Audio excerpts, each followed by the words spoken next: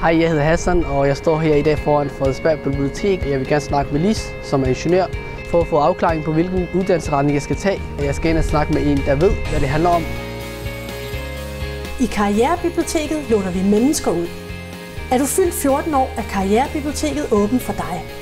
Du kan låne en person, der har dit drømmejob, eller et job, som måske kunne være noget for dig, og få svar på dine spørgsmål om jobbet og dine karrieremuligheder.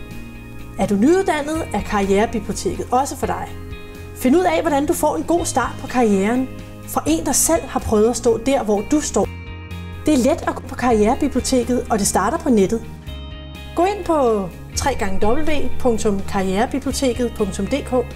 På siden finder du en liste over de jobs, du kan låne. Kan du ikke finde det, du leder efter, så skriv til os alligevel, så finder vi frem til en person for dig. Udfyld tilmeldingen og tryk send. Inden længe vil en bibliotekar vende tilbage til dig og aftale et møde i Karrierebiblioteket. Selve mødet foregår på biblioteket. I får et hyggeligt bord sammen, og så er det ellers bare med at spørge løs og få svar på alt det, du vil vide. Du må gerne tage en forælder eller en ven med. Benyt Karrierebiblioteket så meget du vil.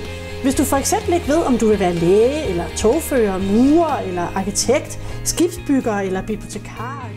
Det var en god oplevelse at møde Lis fra Karrierebiblioteket. Der var en rigtig hyggelig stemning og en virkelig god personlig kontakt. Du snakker med en, som ved, hvad det handler om, og kan fortælle dig noget, som studievejlederen ikke kan fortælle. Jeg er blevet mere afklaret på, hvilken uddannelsesretning jeg skal tage.